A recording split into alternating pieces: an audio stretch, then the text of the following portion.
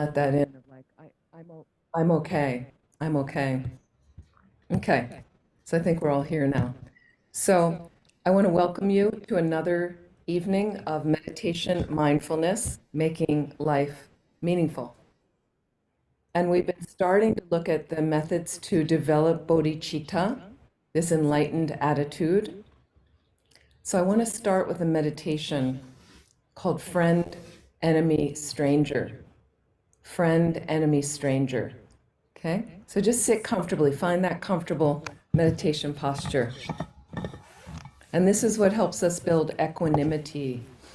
Equanimity.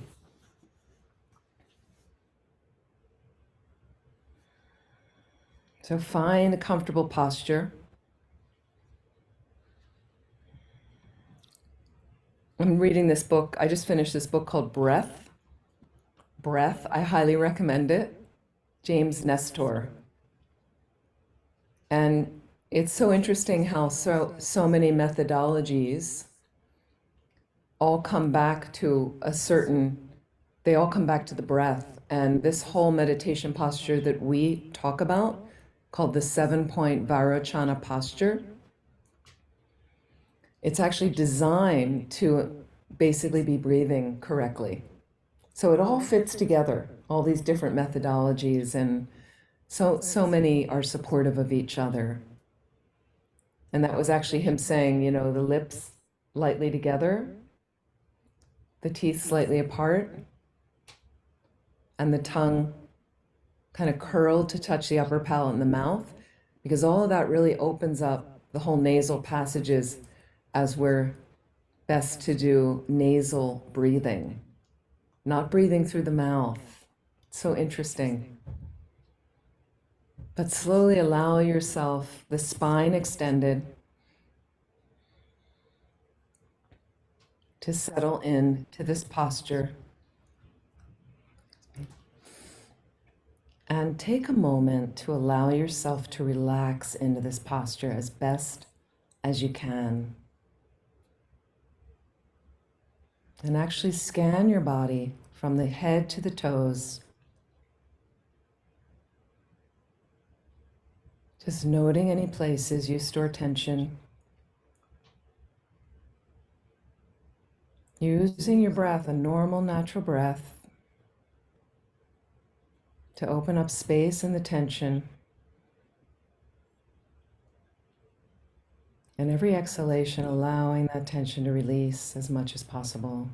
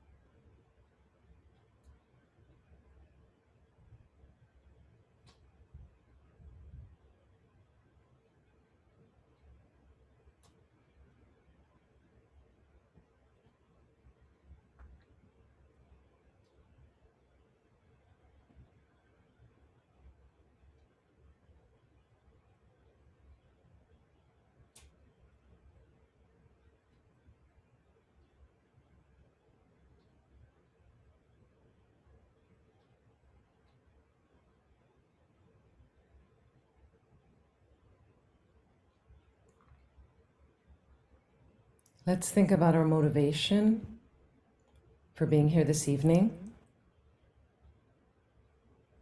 If we could get some slice of how to orient our mind in a more balanced, positive way.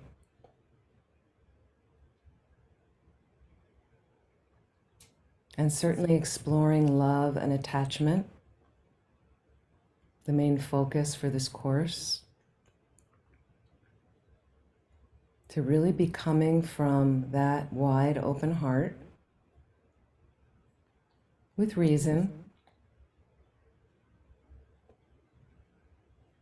Can it help us deal with all the different activities of our lives in a really healthy, bright way? And help us to move along this path where we reach a space of full awakening. As it's from there, we're able to benefit all living beings. Really reflect on that. What if you could benefit all living beings unlimitedly?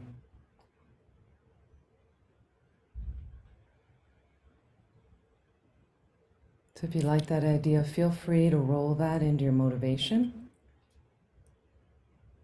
taking a moment to set that intention for our time and all the activities of the rest of your day.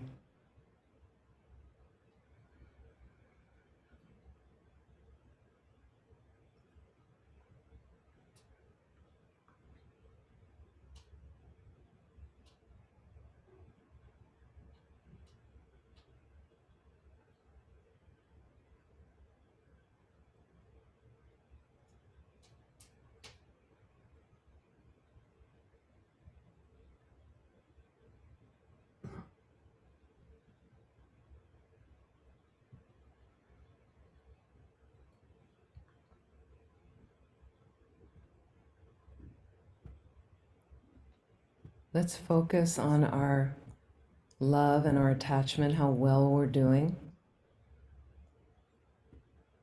So I'd like you to imagine and look at with attachment how there's certain people we want to do more things for. We see them more clearly, other people not. How do we bring this better into balance in our minds? So I'd like you to visualize 3 people that are as if they're seated in the space across from you. A friend, and you could visualize somebody you love, somebody you're close with. Just one person, choose. You can put them in the middle. On one side of them, someone you might have challenges with, and you might even strongly identify them as an enemy. And on the other side of you, someone you would identify as a stranger. So a stranger is someone you might know their first name, but maybe not a lot more about them. You don't have an opinion about them one way or another.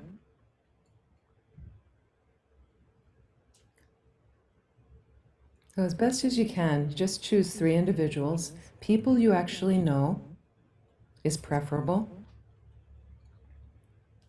Place them in the space in front facing you. And just visualize as best as you can.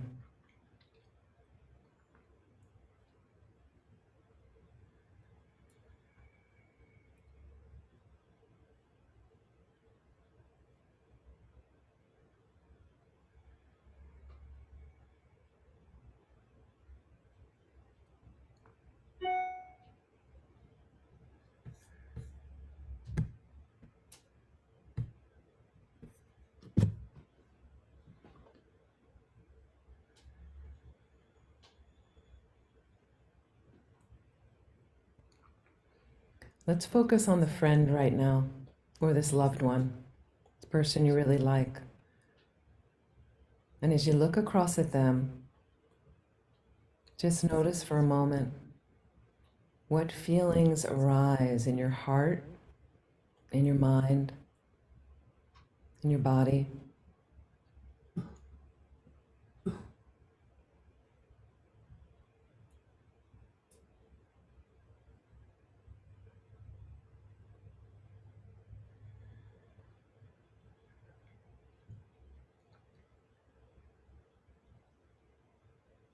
And isn't it true?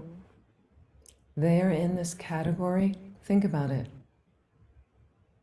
Because of what they do for you, how they help you, how kind they are to you. Isn't it somewhat self-serving? Isn't it all about us? So just think about this person and why they're in this category for you. How they got in this category.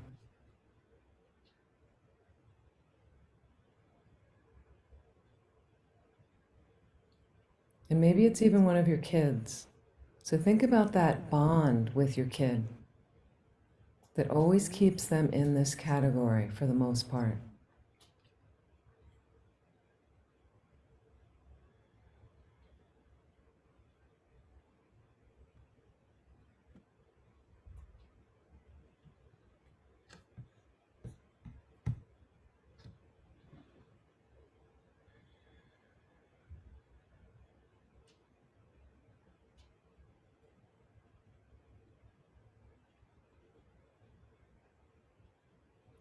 Can you remember the first time you met this being? Maybe it's your partner, spouse, best friend, dear sibling. First time you were kind of conscious of them, meeting them, and suddenly in your mind, in your life, new attachment, a new attachment. Just think about how it forms.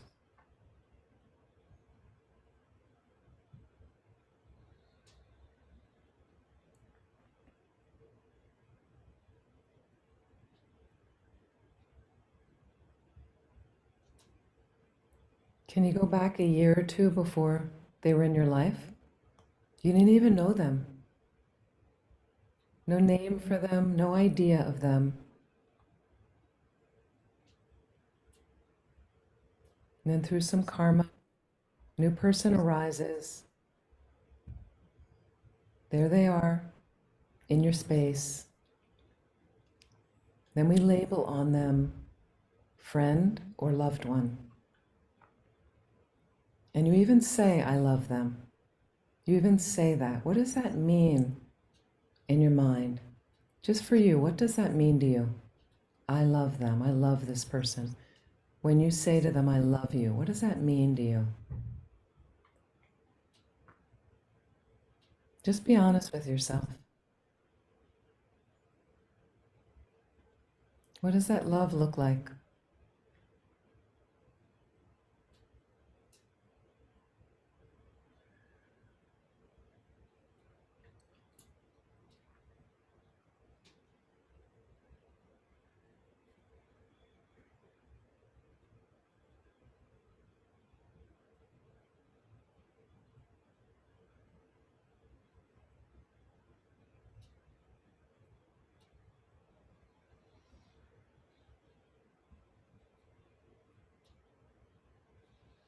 Does the love overwhelm them, do you think?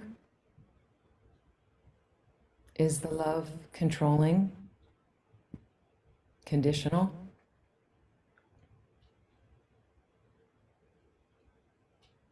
Does it have ifs, ands, and buts to it?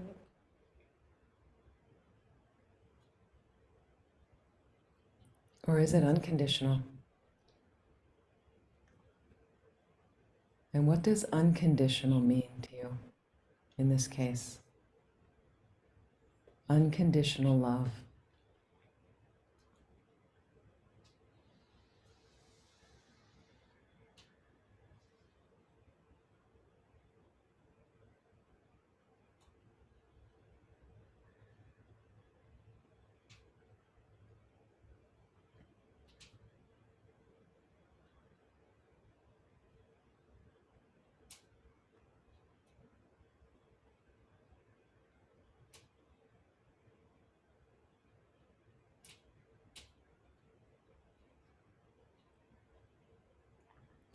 And so for some of you, do you remember a time when you didn't get along with this person before they moved into the friend category? That's also possible. Remember your view of them at that time?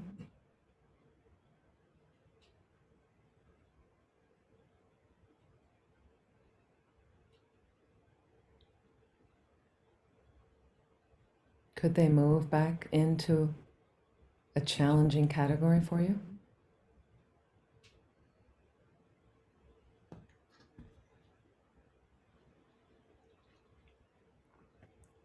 Think about people who have children and divorce. So they have children with somebody. This was their dearest, most intimate partner, and they separate, and some of them separate in anger and never want to speak to that person again. It happens all the time.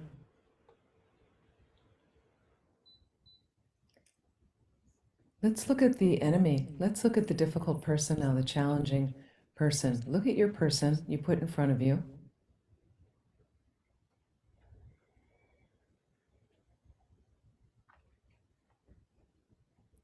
And notice how you feel, body and mind, as you look across at them.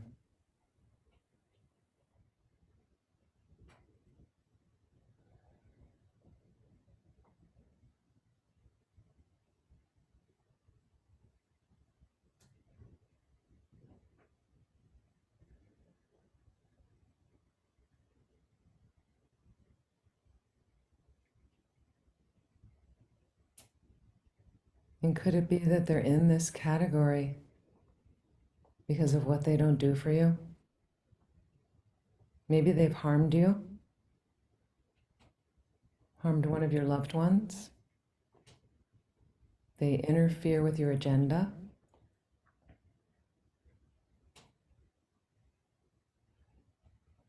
Just notice again how it all revolves around the concept of ourself and our lives. Do we have much thought about that person?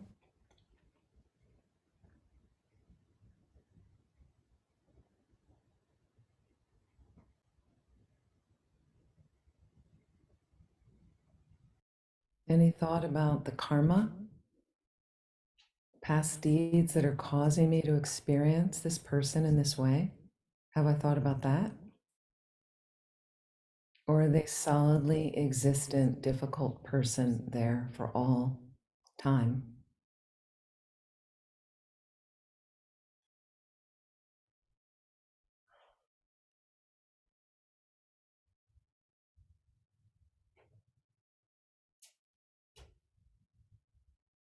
How do other people respond or relate to this person? Some people get on with this person.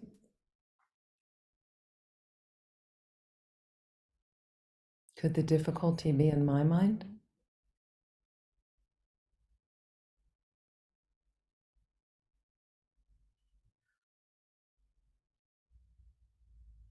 And what about opening up some spaciousness to think, could this person move into another category? Haven't you had some people you didn't get along with at one point and now they're close friends of yours? Just consider that. Is that possible with this person?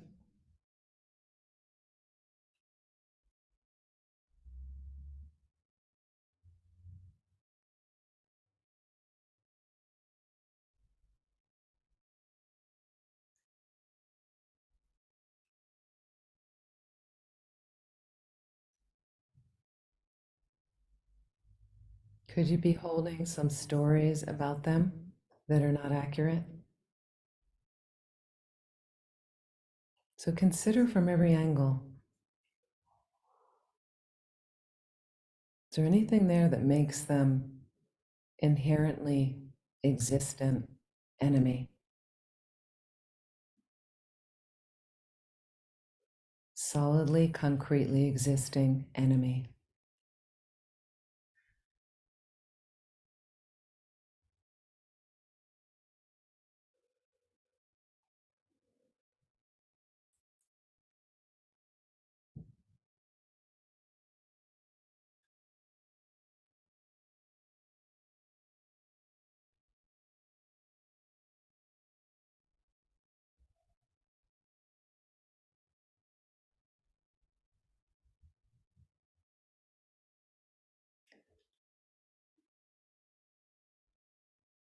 Let's shift over to the stranger on the other side.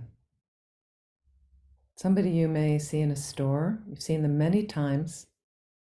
Maybe you work with them, but you don't really have an opinion. You don't hang out with them. They're okay. You know their first name. You don't know much more about them. What would it take to move them into the friend category? Is that possible?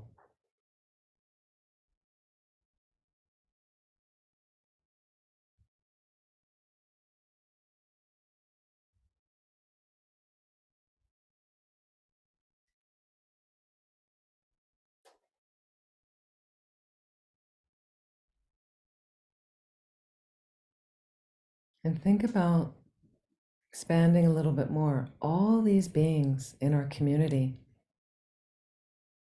that we could label stranger. We don't know much about them. You don't have any necessary unpleasant thoughts about them.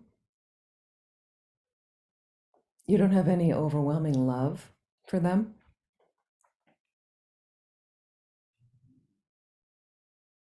But what if we could consider them from this first point in the 7-point cause and effect method to develop bodhicitta, that the potential arises that all beings have been our mother. Because Buddhism teaches the beginningless nature of your mind. We'll talk more about that this evening. The beginningless nature of your mind creates a potential. You've had countless lives. Every life you've had a mother. Creates the opportunity. The possibility exists at one time or another. All beings have been your mother. This stranger at one point. Another time in this grand scheme of timelessness. No beginning to the mind, this person cared for you, nurtured you, worried about you. Potential exists in Tibetan Buddhism. Just think about this stranger for a moment like that.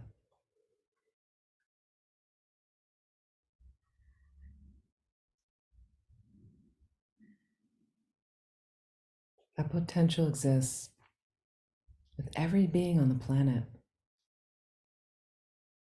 We can all have that succulent feeling, that bond with every being on the planet. At the very least,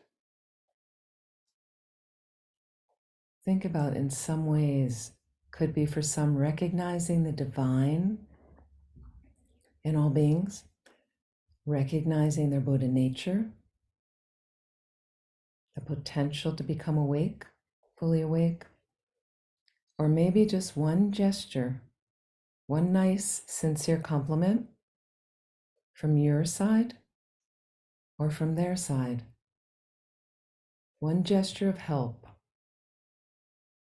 a little caring, a little more patience, and they can walk into a new category and be your friend. Just think about that. All the beings we meet,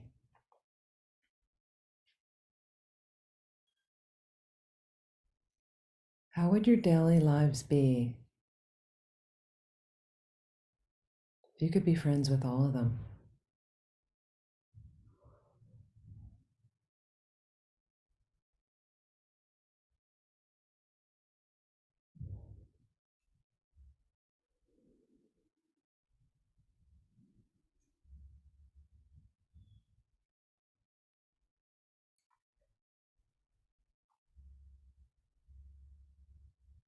So just shifting back for a moment, looking at all three beings now once again.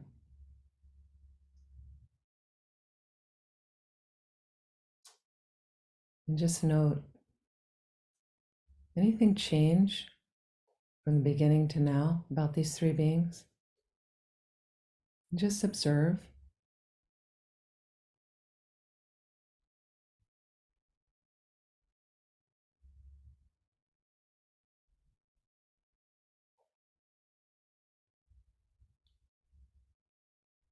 It's all an interchangeable nature. The possibility exists. There's an interchangeable nature. to these relationships. So why cling so much to the person dear to you, which causes you suffering? Why avert so much from the one you label enemy? Because it causes you so much suffering. And what about opening up the potential for those we don't know so well, to open our hearts to them when it's possible? How would that be in your lives?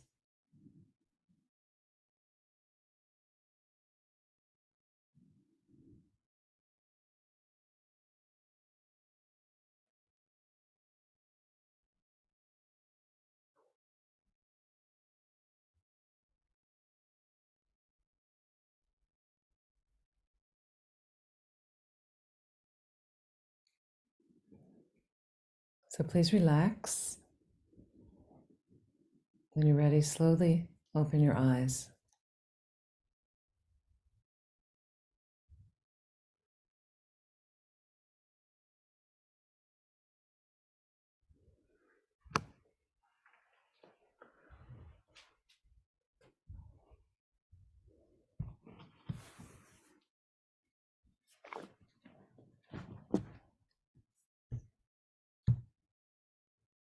Any comments from the meditation? That is friend, enemy, stranger. Friend, enemy, stranger, we usually call it, to build a basis of equanimity, which is the basis of both methods to develop bodhicitta, the enlightened attitude. Enlightened attitude, we're going to talk more about, that was in those pages that were sent out like that. Any comments? Anybody have a shift from the beginning to the end? Anything different?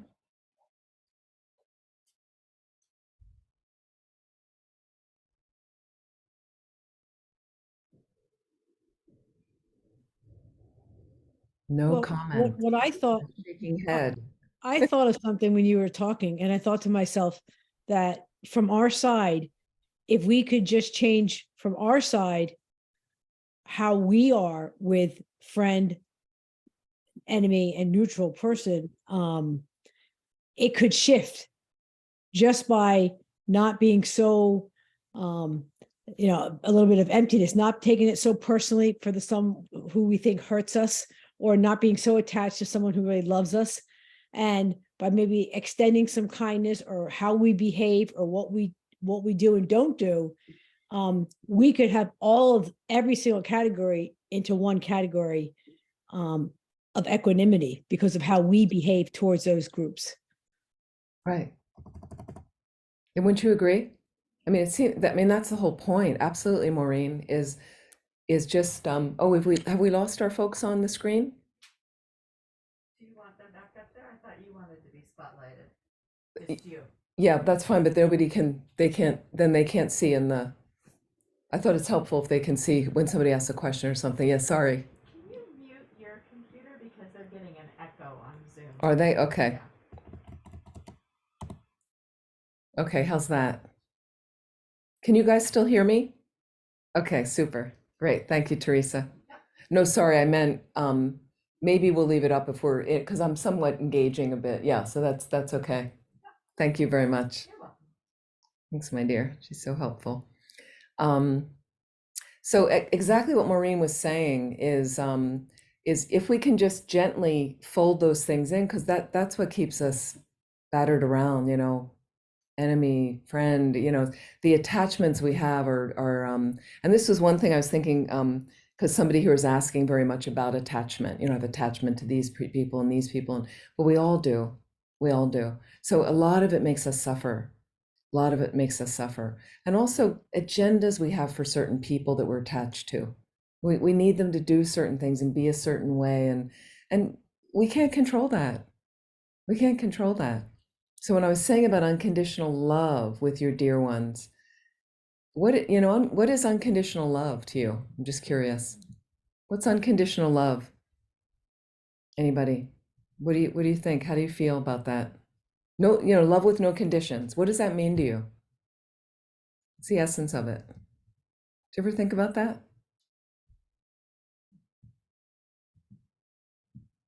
Any thoughts? Well, it takes yourself out of the equation. Okay, sorry, Maureen, do you want to, oh I wait, said it just takes yourself out of the equation. Like if you have unconditional love, there's nothing about you in that unconditional love. It's all about the other person. it's all about their happiness. Yeah, it's all about their happiness. So think about that when you're like, how often are we like globbing something onto somebody? Like you do love them and you care and you want them to be happy, and or if like that's a condition. Those are conditions. So again, the practice, it takes time, it takes lifetimes in a way to just have that pure, sometimes I've seen it with some of my teachers where they just love me. They're not, of course they want me to get free, my suffering, but you can see there's just this huge caring heart around it. Quite, I felt that with a few people and it's unique.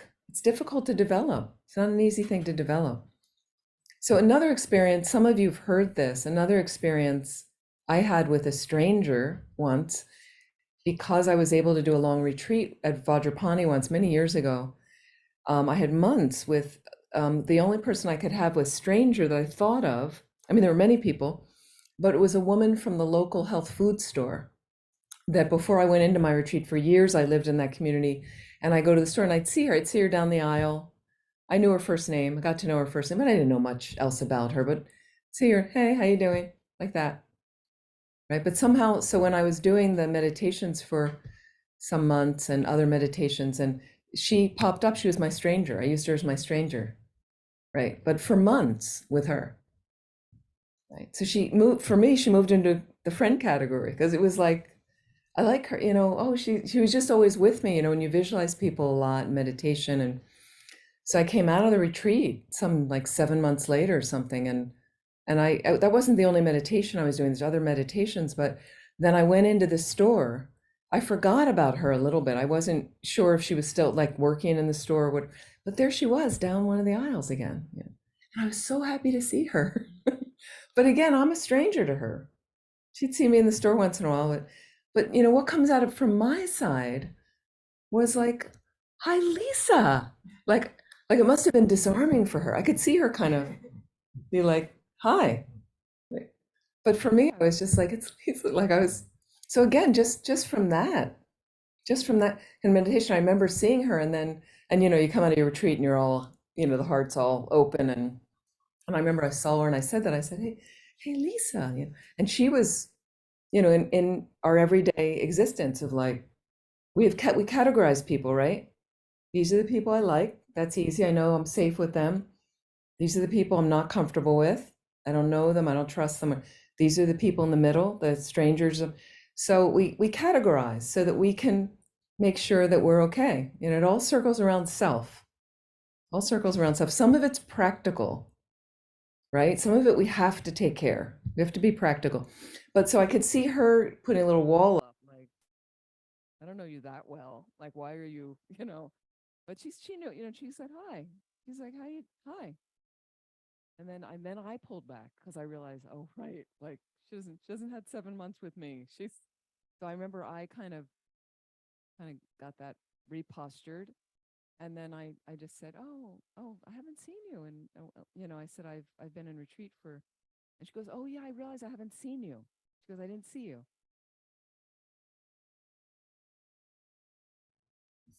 Can you hear now? Okay. Yeah, sorry. So she said, I haven't seen you. And then, we could kind of compose ourselves from there. But for me, it was interesting, the succulence of seeing her again. So slowly you work on this, slowly, just something to give you some, if you can do the meditation again, and just think about whatever you remember from the meditation. But it is in your pages that were sent out, so you can go back and review and think about it. And think about this week, think about until we meet again, which our next class actually, because it's the second and fourth Mondays, sorry. So the next class is on the 13th, Monday, March 13th, just so you know. I think we have 3 classes left, if you can believe it. I think we have 3 of this series. So again, for the next 2 weeks, work on that and then think about the next step, I would say, is can you go into, but I'm just looking if something in the,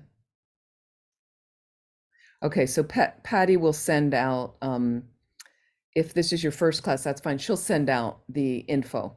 You can just send, she has it in the chat, send her a message and she'll send you the pages. They're really, really helpful pages. And the pages are about how to develop bodhicitta from a couple different methods that are super helpful. It is the crux of our tradition, Tibetan Buddhist tradition. Bodhicitta, bodhi enlightenment, citta mind, or the mind of enlightenment. Okay. So I just wanted to mention that when we start moving into the 7-point cause and effect method, and this was a public method that was taught that came to us from Master Serlingpa in Indonesia, originally from the Buddha. So there's 6 points that culminate in bodhicitta. This first point, which is the hardest one to recognize on a basis of equanimity, is that all beings have been your mother. So I just want you to consider that these next 2 weeks is, again, all beings have been your mother. It sounds preposterous, but again, Tibetan Buddhism teaches a beginningless nature of mind, that the mind has no beginning or end. It's a stream of consciousness, of thoughts and experiences, memories, mental events, one after another, after another, after another, like that. Okay, so how is it possible? And in other courses on the mind, when you do a meditation on the continuum of consciousness, and you're realizing that every moment of consciousness, this particular moment right now, I'm having a present thought, you could say, okay, Tibetan Buddhism says was preceded, it's actually made up of moments of mind or consciousness, okay? And each of those exists on a gross level, a subtle level, and a most subtle level. We're aware of the gross moments of mind. So for instance, if you came in that door, okay, and you can track back from your seat to the door. So basically what you do in the meditation, and you're going to do it at periods in your life, but what you would do is from you realize, well, in order to be seated, I actually got my body into a certain position, but in order to do that, I had to get over to the chair or the cushion. And you say, well, it's muscular, there's a muscular thing going on, there's a skeletal thing going on. But think about the thoughts that create, you're at the door, and then there's a choosing process of where you want to sit, right? Okay, all moments of mind. So one moment of mind is creating the next. That moment of mind is creating the next moment, creating the next moment, the next moment. So from that seat, you could actually trace back and go, oh, that's right. And then I turned my body this way, and then my right hip rotated, and I lowered myself. And that was preceded by my getting in the position to lower myself, which was preceded by my turning my body in that position, preceded by stepping across the room to the door where I selected where I'd sit. Okay, but all of that, they say, comes from the mind. There's more subtle experiences in the mind that are making up and causing, engaging them with the body, that causes you to move across the room, that lets the muscles, neurological activity function, skeletal activity function. Okay, so it's something you really want to think about. Okay, so in these, what they're saying is there's a connectivity between each moment. So each moment, Buddhism says, creates the next moment, creates the next moment, creates the next moment. There's always a cause and effect relationship. There's always a cause and effect relationship, karma. Okay, so there's not going to be, there's no random thoughts. Sometimes we have a thought pop in and it seems like it's random. Okay, but there's other things activating it. And what happens is we don't get to trace the subtle moments of mind, harder to see for ordinary consciousness. Okay, so what they say in a finger snap, there's something like, 55 moments of consciousness, 55 or 56, they say, fluctuations of the consciousness, movements of mind. Well, that's pretty subtle, like in a finger snap. Okay, so we don't catch that. Okay, and then the most subtle moments of mind, most subtle experience is the clear light nature of mind. We need a highly realized mind to experience what we would call brilliant transparency, like that. But I've heard it termed like that. So, but what we want to get used to is, well, I could trace back to the door, and I realized there is some situation in my mind, like there, creating the next moment, creating the next. So if I go back and go back and back and back, and then eventually in the meditation, you're going to go back to an earlier memory and trace like a 5-minute period and go, yeah, each moment of consciousness was dictated by a moment before that caused it, was dictated by a moment before that caused it. There's always a preceding cause, is what Buddhism says. And then you'll go back to your early childhood memory. How old are you? 5, 3, something like that. And you'll realize, like I have a distinct memory of, some of you have heard me mention this, getting out of the crib, almost age 3. That was my first memory, getting out of the crib. Like, so again, there's a memory of me, of the door dropping and me getting out, but it was preceded by my knowing that side of the crib went down. There was a thought. Why? Because I'd seen my parents do it a million times before. And the reason I saw them do it is I had enough consciousness to know they hit the pedal underneath, and that lowered the side of the crib. So I knew that. So this is again, watching the process of me actually plunking it over the side once the side went down, but I lowered the side by sticking my hand through. I remember this, sticking my hand through to hit the pedal. It was a metal pedal down. And before that was reaching my arm out. Before that, starting to extend my arm because I want the pedal, like all these thought process preceded by a moment that caused it of like, look, I'm going to look for the pedal. I know I have to deal with the pedal, moving by going all the way back to previous cause of me rolling over, me lying on my back in the crib, me having the thought, I want to get out of the crib. So each one, so what happens is then you go back to the childhood memory, early memory. Okay, I think we can track that. And then you say, well, what about when you're in your mother developing? So all these other moments of mine had a preceding cause. You can kind of say, I'm getting a sense of that there's a moment before that precedes it that causes it, that has another, like, so what about when you're forming? Does it just stop with your early childhood memory? No, there could be a procession of, as the fetus is developing, fetus is getting nutrients from the mother, but then the fetuses move, and they kick, and based on spicy food, there's got to be a thought process going on of, and I've had friends that said, well, when they're cold, the fetus moves to the other side to get warm. They notice every time that it was cold, and when it was warm, the baby would kind of move over that side. So there's got to be some sensation and a process in there of it saying, like going to the warm. So there's something causing. So what if you come back to conception? You roll all the way back in this meditation, conception, okay? And that's when the sperm and egg came together, and that causes your body. That can be proved, physical basis, okay? Tibetan Buddhism says, and the mind non-physical has a unique way of mounting the most subtle experience of your mind, mounting the most subtle wind energy that creates the conception, allows the conception to take place. I was actually just reading more about this in this book. It labels the same thing, calls it prana in Tibetan, Hindu Ayurvedic system, prana, air, breath. Chinese, they call it qi.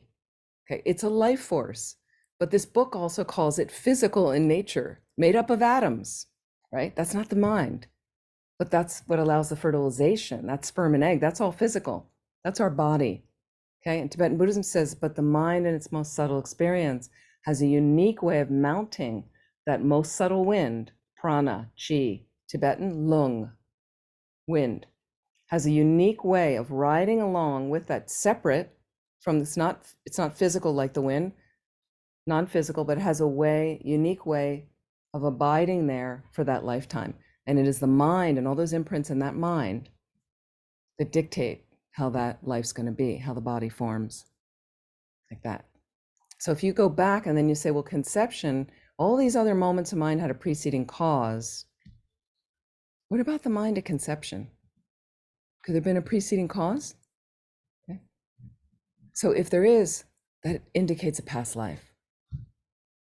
Indicates a past life. Previous moment of mind to your conception in this life has to indicate a past life. It's not in this life, right?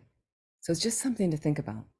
Just something to think about. Slowly you can do a meditation on the continuum of consciousness. Usually it comes in our module 1, Discovering Buddhism, mind and its potential. One of my favorite courses to teach, mind and its potential. And that's one of the meditations we do. We might do it on, I don't know if we'll have time on Saturday the 11th, because I do an emptiness module that you can participate in, just meditations, emptiness and some other meditations we might do on the nature of mind that help you like that. But we definitely do it in a mind course if we do one of those later this year or something, or maybe next year. So again, the continuum of consciousness, you can look it up in the FPMT courses. It's brilliant and it's really helpful. But if you go back and you go, well, there might be then a past life. I didn't believe in reincarnation when I got into this. I was very skeptical. So I did thinking about it. And this is the way I did it, is they said, well, here's a meditation you can do. Here's the thought about it. Why don't you watch your mind when things are happening and unfolding? And I had to think about it again and again and again, to think about it. And then people said, you know, people want proof of reincarnation, right? We want proof. So tell me what the proof is that there is nothing before this life. What's the proof of that? Or what's the proof that reincarnation doesn't exist? I'll say that there is no reincarnation. What proves that? Because you don't remember, right? Do you remember being inside your mother? Right? Most people don't. Right? Did that not happen because you don't remember? Yeah. Wait till you hit 40, you won't remember anything anymore. So does that mean that for first 40 years didn't exist? But really, you have to think about these things for yourself. You have to think deeply about these things, seriously. Because what happens is we get on the surface and we go, yeah, that's what they said. Okay. Don't believe everything I'm saying because I'm a nun. Okay. Please, you know, cook it yourself, chew on it. It has to be your experience of, I did think about it, especially if you don't believe in reincarnation. You know, we want proof, but there's no proof that, you know, that there is nothing as well. There's no proof in that just because you don't remember like that. So it's interesting. So if you realize like maybe there is a life before this one, that's going to indicate then there's another life before that one and another one before that one, and you go all the way back, and there's no first moment of mind, Tibetan Buddhism says. So it's a little rattling for linear thinkers. You know, we know January is the beginning of the year.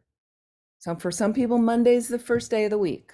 They need to know this is the beginning, this is the end. This class has a time it starts, has a class it ends. That's natural, it's reasonable, practical. Okay? Tibetan Buddhism, there's no beginning to your mind because there will always be a preceding cause. So it indicates past lives, countless past lives. And because of that, the potential exists. Everybody's been your mother. Every being on this planet has been your mother. So your enemy, your challenging person at work, your neighbor you don't get along with, at one point or another has been your mother. The spider that you want to kill in your bathroom, at some point or another, that spider has mind, Tibetan Buddhism would say, has been your mother. So all we're trying to do, basically at our level, is can we create a little bit of a succulence? Can we create a little bit of a succulence with other beings? Because there's an interconnection. We don't see the interconnection. We're not that aware of it, but it is there. It is there. And the other thing is, this is what makes you more peaceful and happier. This is for you to be more peaceful and happier. And I've seen it. And one time this happened in Santa Cruz. I was driving with a student. The student was driving. I've told this story before, I know. The student was driving.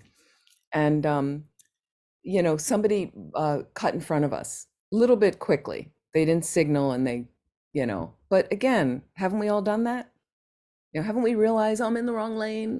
You know, I don't think they're going to let me in. And actually, I want to get in because if not, I'm going to end up on the freeway and it's going to be until I can get to the exit and I'm late. And we've all been there.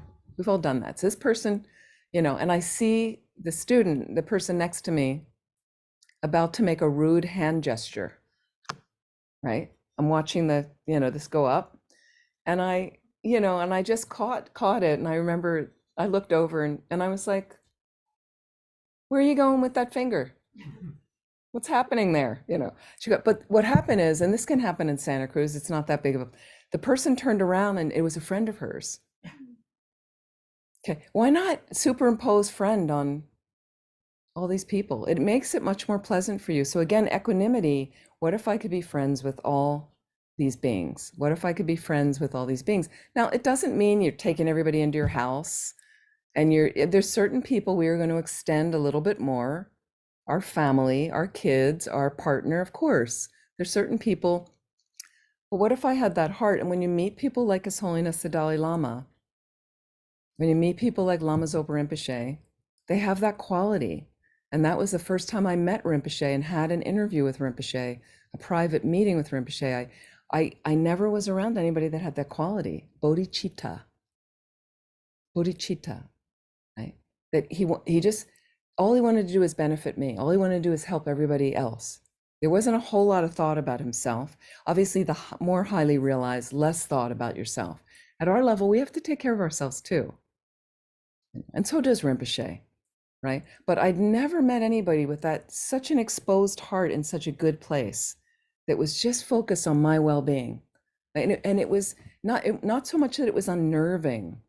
It was incredibly humbling, right? And it was so touching and so magical in a way of like, what is this? I don't think I'd ever really come in contact with that before. I'd come in contact with kind people and things, but this was a totally different level of that. Totally different level. We can all develop that and you'll be much happier, right? But it also has a quality with whatever you want. It's very attractive. So it's super attractive to other people if that's something you're interested to. There's also like a scent of morality around it, where I've noticed this sometimes with the lamas, there's this incredibly pleasant scent around them. And they're not wearing any perfumes or lotions. It's like it exudes from them from the good heart. When you see His Holiness the Dalai Lama, he's like friends with everybody. He approaches everybody of like, what a dear, you can feel that around him from his heart. And it's a little disarming. You're a little bit like, whoa, because we don't meet that in other people. We always meet people, we have walls in our hearts. So I can meet you this far. I'm gonna be able to go that far, but I don't want to get too close because, because I've got my limits here. But with them, His Holiness, when you're around them, no walls in there at all. It doesn't mean they don't set boundaries. Doesn't mean they don't have healthy boundaries. Lama Zopa Rinpoche sometimes, if you're staying in a house with him, he sometimes doesn't speak till 1 PM. He'll be up all night. I've had a few times like living in a house with him for like 10 days and we had shifts because we couldn't stay up all night. So somebody was like, do a 3-hour shift, then I go to sleep for 3 or 4 hours. I get up, Rinpoche's still up doing pujas and like that. No separation. And so at that level, just that incredible, breadth of heart and there's so much more you can do and you're very happy doing it and it's all focused on others. And that's a source of your happiness. So you always have a job, you always have something to do, that brings you incredible bliss and joy. Think about that. It's really beautiful. It's really powerful. So we try at our level. So I would say very much so. We're going to spend a couple weeks. We can spend the rest of the course and we could spend the rest of our lives of really focus this week. Think about just have it in the back of your mind. This person could be my mother. This person, and this cashier, I'm really irritated now that there could be my mother. Now, okay, now here's the thing. Not everyone has a good relationship with their mother. I'm aware of that. Okay, so use somebody in your life. You do your father, a mentor, grandparent, aunt, somebody that you have that love experience with. Somebody like that. Okay, if it's not your mother, somebody like that. We all have somebody in our lives, I hope, like that. Somebody you really have that feeling that cared for you so much. But just think about the succulence of that relationship. We could have that with everyone. And there's a beautiful Hindu saint, Neem Karoli Baba, passed away many years ago. Neem Karoli Baba. I was able to visit his ashram in India many years ago, and through a friend, a friend that was a student, and said, "You got to go there," and it was really wonderful. I really enjoyed it there. The Hindus just it's all about love. It's just beautiful. It's all about love. And the tradition I was in Tibetan Buddhism, the tradition I'm still in, is very academic. So it was very scholarly, and I've been doing a lot of study and a lot of retreats, and it was very heady. And then I took a break and I went to Brindavan, this town in India, and I just happened to traverse, and I was like, oh, I'll go to this ashram. I heard about it. And it was just perfect. And it was just so loving, and the people there were so kind. He had passed away years ago, but then I read a book of his that I would recommend. It was a book his students put together called Miracle of Love. And it was all anecdotes about his life. And I met a number of the students there that had met him, and they told me many stories. And the book is full of the stories. And he used to say, see God in everything. See God in everything was one of the things I remembered that really helped me sometimes when you're stuck and, you know, the doors and windows are closing and here comes this person you don't like. And it's like, it's all a manifestation. We would say a manifestation of Dharmakaya, you know, the kind of wisdom, the Buddha's truth body, the emptiness of the omniscient mind that pervades everything. Amazing. So if we can somehow be reminded, the simple way to say is see God in everything, you know, is there is, I think, a divine presence in so much. And with our walls and our constructs, we close off to that. We close off to that. And then when you have war on the planet and you have disasters and you have, you know, all these things, I think people get a little bit more oppressed. But you can still stay spacious and open in the face of it. And the thing is, we need to do more of that because more people need help. So if we're toppled by every disaster that happens and everything of it's going to be cold for another 2 weeks, or there's a war in Ukraine, or, you know, this happened in Turkey, and then you can't function, doesn't really help. So it's one thing to certainly acknowledge tragedy. And if you have a loss of somebody in your life, of course you have grieving and things, but can we do it still with a balanced mind? Because with bodhicitta, there's always the focus on other beings.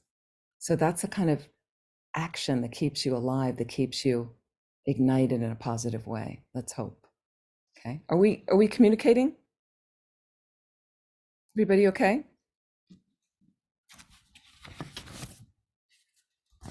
Okay, so I also want to talk about when you get hooked with attachment. Happens all the time. I know some of you have talked to me. You've got some big attachment going on with people in your lives. And what do? You know, let's build in like what I like to call tools for awakening your potential. Okay. And these relate often to the 6 perfections, kind of perfect behavior we practice when we're trying to practice bodhicitta with the right view. But just in general, these are practical things, okay? Generosity for one. It's just, can you build that into your next couple weeks? Generosity of spirit, I'm talking about. Generosity of your mind. So here's your person you're attached to. You know, maybe it's your kid. That's hard. So just to acknowledge, we are going to have a variety of attachments in life. It's normal for human beings. It's normal. Our kids are the hardest one. Kids and partners, okay? It's the hardest one. So, and even Lama Yeshe said, you can have relationships, intimate relationships. There's nothing wrong with that, really. Nothing wrong with that, okay? But he said very, very hard to do without attachment. So you just acknowledge this is what you're doing. For some people, they want to be married, they want to have a family. That's been the mode for them for most of their lives. So it's not a good or bad. Just some people are geared that way, some not. So let's say you are, and you've got these people that are very dear to you, and it's wonderful to have a nice family. I think it's really nice to have a relatively harmonious family. So again, is it harmonious? Can you create harmony in it? If there's little bits, and there's always going to be tensions, and there's always going to be, you know, disagreements and different agendas, but for the most part, can you keep finding a way with the generosity of spirit? This person wants to go off and do that, and let's say everybody visits at some point, they're all together, and then you get people that are like, well, you know, I wanted to eat later tonight. I want to eat at that restaurant. I thought we were going to go out tonight. Oh, we're eating in. I thought we were going to do this. I thought we were going to, all these things. And can you just have a generosity of spirit to flow through it rather than clamping down of like, here's what we're going to do? Can you compromise? Can you find a compromise in it? You know, how active do we listen to those people in our lives? Are we so busy with our own stuff that I'm not really hearing what they're saying? What's really going on? I have a friend that, and this is really common these days. I have a friend whose son is bipolar, and bipolar situation is quite common on the planet. Many people are bipolar, and so his son needed medication, and he needed to stop drinking, and he actually moved and went to this rehab for a little while, and he's doing really, really well now. This was some years ago, but what happened is my friend couldn't quite accept that. And he kept being like, it's okay. Like, why? And then the therapist wanted to talk to my friend. And then finally the kid on the phone said, Dad, you're not listening to me. You're not listening to what I'm saying. And it was cool. My friend told me about this whole conversation, and he said, he goes, I realized I never really heard what he was saying to me. And I said, well, that's okay. Now you're listening. Now you can hear. And he finally said, what I need to do is I need to do this. I'm bipolar. Like, I need help. You can't keep kind of shoving it under the carpet that this is normal behavior. So a lot of times we just keep pushing that away, right? So what's the person really saying, or why might they be acting this way that doesn't feel comfortable to you? And then self-reflection. Can I have a balanced self-reflection? What's my part in it? Do I have a part in this interaction? We always do. Okay. If it's a relationship, that means there's a couple of us swimming around. So what am I contributing to this? Whether I'm not listening, or whether I'm trying to control something, or whether I don't like their partner and I don't want them to do that. And and have I been able to then speak my truth authentically in a kind, compassionate way of what's going on, what my experience is, when it's appropriate, right? But not have a big expectation of the outcome, is at least just say one thing. And because one thing, a couple of you that I know here a bit well, is there was a thing in the pandemic. I don't know how many of you experienced this. Kids move back home, right? I don't know how many of you had that situation happen. Many of my friends, their kids moved back in with them during the pandemic. And I kind of thought it was really sweet that, first of all, they had homes that could accommodate kids, that the kids wanted to come home. The kids saved a lot of money, wanted to do it. And people were, I think, afraid. And some of the kids were living in big cities. So the cities didn't do as well, so you couldn't go out walking safely. You couldn't, so the parents living outside of cities, a lot of the kids went home, and the moms were taking care of everybody again, right? And some of the moms worked full time. So I heard from my girlfriends, the moms, about, I'm cooking for all these people now. The girlfriends are here and I'm feeding the dogs, their dogs, and they're like, I didn't sign up for this, right? So again, it was just a matter of resetting a little bit of responsibility with the kids. They're adult kids now. They're not, and the kids have been living on their own, cooking for themselves. And so it was a little bit of just, having that first period where they're all there, and, and then slowly, some of my friends saying they had to kind of rebalance to state that they have a job too, and they're not there as a short order cook for breakfast every morning. And that, and just to explain what was going on, but do it in a nice way, in a kind way, can kind of help us, through hurdles like that. So think about that unconditional love, but think about the generosity of spirit. So the generosity of spirit doesn't mean, well, then I should make breakfast every morning for everybody. No, it's kind of like, we're all in this together. I'm so glad that we have a house you can come and stay in. Really happy to offer you detergent and toilet paper and a washing machine. And, but again, just rebalancing. If you're living here, let's figure out a way that we can all do this harmoniously. Think about generosity that you layer in there. And then here's a second one, morality. Morality, meaning, what kind of example can I set also for people, and even people I'm really attached to, and how does it work with people that I don't like? Like, the things that I see in them, do I ever have those qualities? Are they mirroring something for me? So do I need to maybe step up a little bit of my ethical conduct?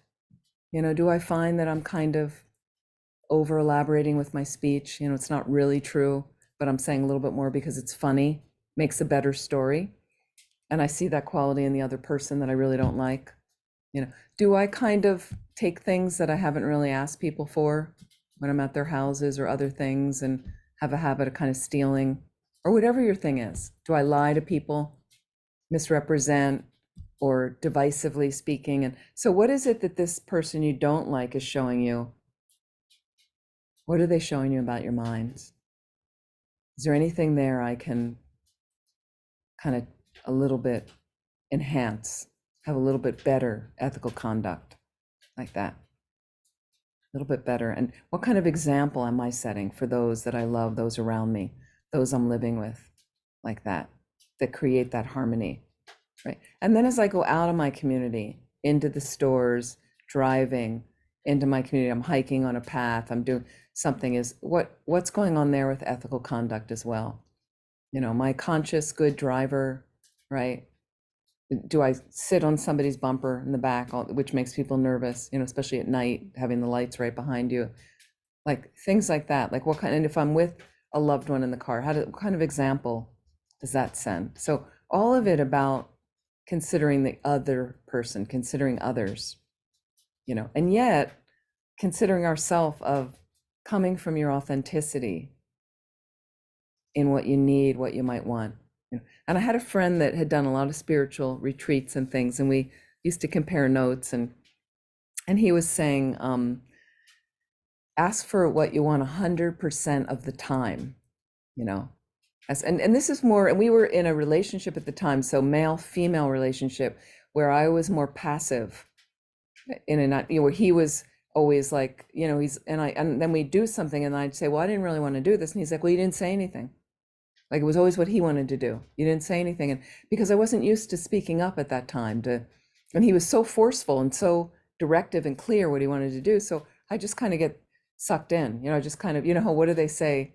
The backdraft when you're in a bicycle race, you know, you get caught in the backdraft and it pulls you along a little bit. So they rotate leaders so that people can rest a little bit in the thing. And so I would just get pulled along in the thing. And then I realized, and he's like, well, ask for what you want 100% of the time.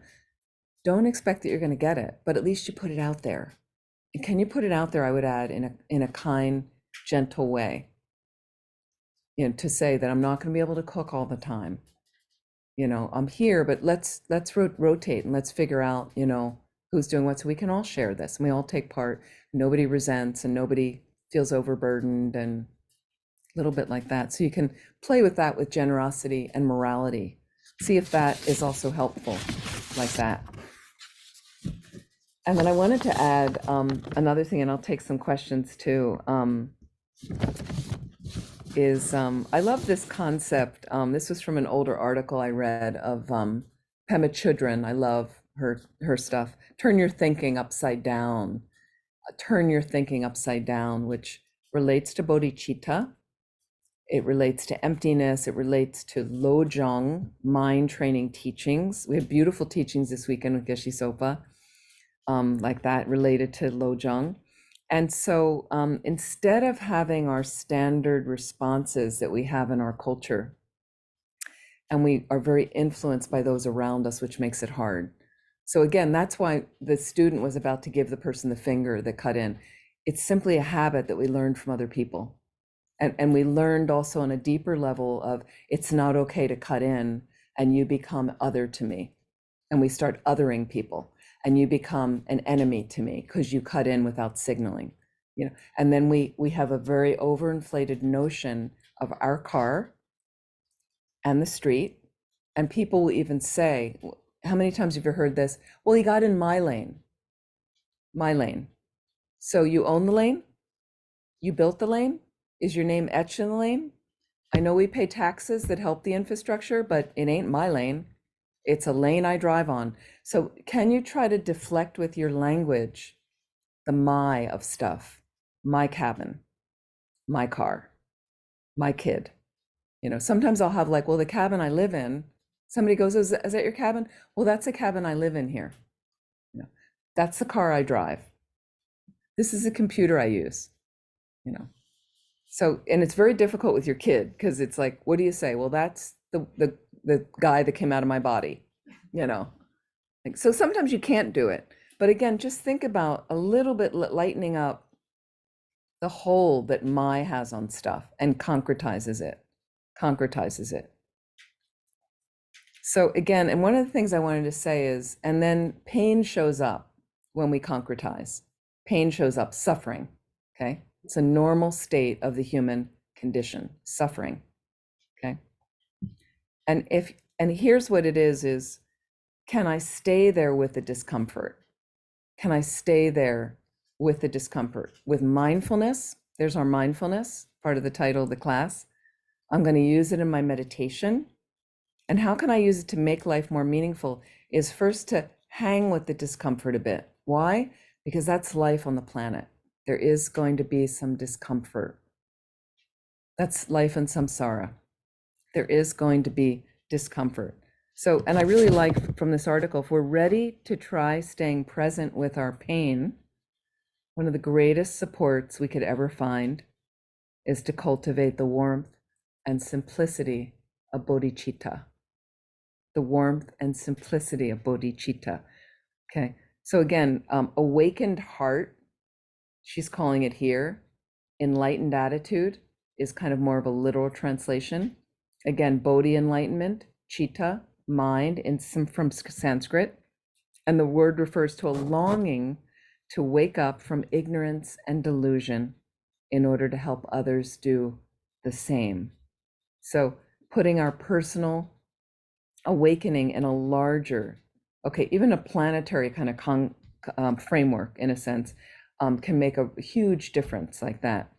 So, so again, with mindfulness, I'm able to just stay with the discomfort. Mindfulness, I'm able to watch and just be with my attachment, right? And the thing is, if I'm able to mindfully stay there a little bit and then take it into a meditation session, and I'm noticing attachment and I'm noticing how it makes me suffer. And that might come up again and again and again, okay? Because this is life on the planet. We have a lot of attachment, right? But let me see the nature of attachment so I can generate some renunciation of it more and more, some renunciation of it. It can be very powerful. What happens in our culture is we run. Things get uncomfortable and I'm out of here. And the way I'm out of here is I distract myself. Let me watch a video, right? Let me stream this on YouTube. Let me go for that. Let me go out for a run. Let me go to a movie. Let me have a meal. Let me call a friend. Let me continue. Let me look at my phone. There's a bazillion distractions in your phone or your technology. So let me not be there with my mind uncomfortable, because the discomfort's just going to show up again and again. And then our coping mechanisms are not fantastic to deal with it. So another thing I love that she points out is shempa, attachment. Shempa, Tibetan word. Shempa is attachment. Okay. Getting hooked, I'll call it. We get hooked by a lot of things. Okay. And I would say there's also a charge behind it, a charge. Okay. A charge behind our thoughts. There's a charge behind our words and our actions. Okay. And then, but that charge contributes to, oh, I like this, but I don't like that. But the thing that I like, then I want more of it. I need this. I want to keep this. Oh, this is yours. Well, I want this, but now I want more of it, more time with it, more, whatever that means to us. And however, so it's just interesting to look at when attachment rears its head. And I had this very powerful experience. So sometimes suffering can really create a breakthrough for you. So some years ago, I went up to Lauda, where I'm going to lead this retreat in, I'm going there in April in Nepal. So I do a lot of retreats there, very high up in the mountains in Nepal. And before I was a nun, and when I was a layperson, I had a boyfriend that I lived with at Vajrapani. He was supposed to come at the end of my retreat. My retreat was about 3 to 4 months. He was going to come at the end, and I was really looking forward. It was his first visit there, to show him Laudo and the area and the people that I knew around that area. It's a very special place for me. So, and he didn't come. And instead what came was a letter from him. There was some discussion at the beginning of my retreat, and it was the only time I was at this center with Lama Zopa Rinpoche. So it was a real dream come true for me to be there with my guru. There's a little holy cave, and to spend, to sit in there with Rinpoche and having like Tibetan noodle soup and getting instructions for my retreat. It was like the best thing in my life. It was unbelievable. So in this time, they were looking for a second attendant to help Rinpoche, and he had Venerable Roger, the wonderful Australian attendant, but they needed somebody else. They didn't have these Tibetan Sherpa monks that are helping now. And there wasn't, and it was too much for Roger. And Rinpoche was just going around the world all the time. And they were looking for someone. And my boyfriend would have been perfect. I mean, he wasn't a monk, but he had all these different skills, that he could do. He was healthcare practitioner because Rinpoche had some health issues. He could cook. Was a massage therapist, and he was very organized, logistical person with travel. And so they just set you up. It's like the Buddhas will set you up to be able to make an offering. And this was like somebody I was really attached to, my boyfriend, really attached to him at the time. I didn't realize how attached, I think. And so somehow through the conversation we're having a retreat, and then what happens is when you're trying to do virtuous things, sometimes some bubble will ripen of something even more virtuous you can do. And all of a sudden in the cave, I got this thought, maybe my boyfriend can help Rinpoche.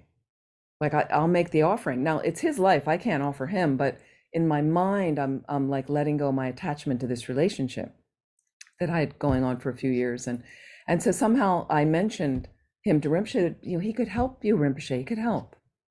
That he does this, and then Rinpoche is so cute and he's so practical. At one point, all of a sudden, he's usually not that practical, doesn't manifest that way. But then Rinpoche turns to me in the cave and says, "Does he know computer? Does he know computers?" Which he did. Like he was all around like that. So anyway, now fast forward 4 months, finished my retreat, waiting for my boyfriend. Instead, I get a letter. And the letter said he was selected to be the second attendant. And for me, if he's going to be the second attendant, it kind of meant he was probably going to get ordained at some point soon. And that's the end of my relationship, because ordained people, you don't have intimate relationships anymore. And so Rinpoche's holy sister lives at this retreat center, and she's a dear friend, and she manages everything. It's really just another manifestation of Rinpoche, I think. And she knew the whole scene going on. So the letter had come in the morning, but she didn't give me the letter. I'm up in my retreat cabin where they would deliver food, but I had finished retreat, so I was starting to come down for lunch. And so somehow the letter was there during lunch. She didn't give it to me. We had lunch, and then another woman blurts out and goes, "That letter's been sitting there." So she hands me the letter. I open the letter, and he's been selected to be the second attendant. And it was like my heart just plunged right out of my rib cage and splattered all over the floor. But because of and it was all attachment. And because of that moment, it was like attachment came out of my body like a vast monster in front of me. It was just this moment where suddenly I was like, like I could see attachment separate from anything else. So, and I don't think I would have gotten it any other way. Doesn't mean I'm not attached to things. Doesn't mean I'm not attached. But to see it with this person and to see all the pain it causes me, it was so apparent to me. It was so powerful. That's really the role of your teacher, if they can kind of show you your mind like that from some experience or something. Now, granted, I was a participant and I was all this, but to just see it like that and so much suffering it caused me, of like this thing about my boyfriend. I wasn't going to have my boyfriend, that life was going to be different from this little safe little cocoon I had created at this center before I left for retreat. When I came back from retreat, everything was different. Not only about him, everything was different. Okay. But it was a type of purification to clear. So we get very attached to structure in our lives, right? My house, and this is what I do on Tuesdays, Oh, Wednesdays when we eat. I just heard somebody else, it was something very much this stress about food. Her partner's ill, he's not eating, he's losing weight, he's really weak, and all this. And I'm like, hey, why don't we go out to dinner tonight? Because if we go out to dinner, he's going to eat the food he wants to eat at this restaurant that he likes. And he'll eat. The last time we went there, he ate a lot of food. He doesn't seem to have much appetite in this, but I saw he ate a lot of food. Let's go out. And they're like, oh no, tonight's the night we have eggplant. We can't go out. But you know how people get you get these constructs. This is how I'm doing it, So I've heard people, I'm a legal secretary. I couldn't think of going back to school. I'm a legal secretary. Okay, well, that's fine. But, so we put ourselves into these boxes. This is all I'm able to do. Think about stretching a little bit, because you can do anything. You can do anything. I'm not kidding. And I'm just going to quote Rinpoche. Your mind is incredible. That's why you can do anything. Your mind is incredible. I'm not talking about you, climbing Mount Everest. That's not for everybody. Your mind is incredible. Your mind can take you to the top of Mount Everest. Okay? In your mind. Go there in your mind. You don't need to go there with your body. Go there in your mind. Higher and higher realizations. You can do this. You can do this. The basis, develop the good heart. Develop the good heart. Okay? So some of it is exploring our suffering, hanging there with your suffering sometimes. Why? Because I have to transcend my own suffering to be able to really help others out of their suffering, to really know what they're going through, rather than just having a superficial thing and staying in a sympathy pity mode with them. Any questions? Any questions or comments?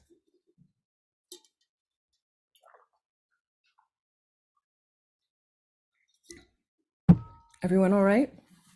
So this week, try the equanimity meditation. Keep thinking, consider about what I just explained, the continuity of consciousness. Watch your mind these couple of weeks. Can you note a preceding moment that caused a preceding moment of the thoughts just don't pop up from anywhere. There's always a moment before, moment of mind like that. See if you can work on that. And then think about that possibility that all beings have been your mother, that all beings have been your mother. Unbelievable. All beings have been your mother. See if you can extend a little bit more to these beings and think about rolling into your experience, these couple weeks, generosity and how's your ethical conduct? Do you need to step that up a little bit? Like that. So we'll work on that. Thank you so much. So we will meet on, once again, it's March 13th is our next class. And I'm so glad to see some of you. I know some of you got lost the last class because you're like, I didn't know I needed to register. We're still working our system out. So again, you do need to register for this class each time again. Thank you so much. And if you're able to give any donations, I so appreciate it. Our center really needs the help right now. But more important to just come. But thank you so much. So do register again. Patty will I'll send a reminder out with some of the exercises. And we're going to do some dedication prayers. I'll just share my screen. Actually, I guess if you can make me a co-host, I can share my screen with some of these dedication prayers I'd like to do. You're welcome to join in.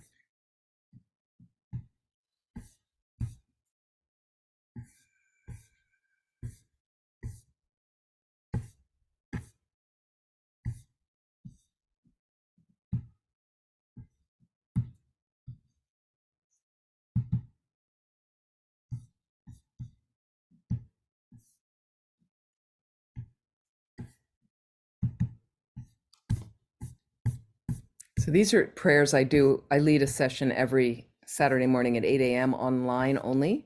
You can access it through the Land of Medicine Buddha site. And you can just pop on for a half an hour. These are prayers for the war in Ukraine. There's a Zoom link right there that you just hit the Zoom link, and 8 a.m. Pacific time every Saturday. I lead, it's just a half an hour. And these are some of the dedication prayers. So feel free if you want to join in and taking whatever positive energy we've created. Can we invest it in the war in Ukraine ending instantly? For all the beings in Turkey and Syria to rebuild their lives as quickly as they can. And for all illnesses everywhere, all the people that need additional healing, may they receive it completely. Immediately, I'd really like to dedicate right now to Jim Davidson, a dear friend of mine who lived and worked with us at Vajrapani for many, many years, had very, very serious surgery today in New Mexico. So I'd like to extend some extra prayers to him and all the people that need that. May the precious supreme bodhicitta not yet born arise. May that arisen not decline, but increase more and more. So feel free if you want to join in. We've got the prayers on the screen. It's nice to read them actually together. May the precious view of emptiness not yet born arise. May that arisen not decline, but increase more and more. We have this nice picture of His Holiness and Lama Zopa Rinpoche. For the long life of His Holiness the Dalai Lama. In the land encircled by snow mountains, you are the source of all happiness and good. All-powerful Chenrezig Tenzin Gyatso, please remain until samsara ends. And for Lama Zopa Rinpoche's long life, you who uphold the subduer's moral way, who serve as the bountiful bearer of all, sustaining, preserving, and spreading Manjunath's victorious doctrine, who masterfully accomplish magnificent prayers honoring the three jewels, Savior of myself and others, your disciples, please, please live long. Thank you to Teresa for setting everything up and hosting, and Patty for hosting, and thank you so much. Thank you to all of you who weathered the horrible weather we're having and came out in person. It's lovely to be here with you in person. And thanks to all of you that are here online. Lovely to see all of you. Please be well and hope to see you soon.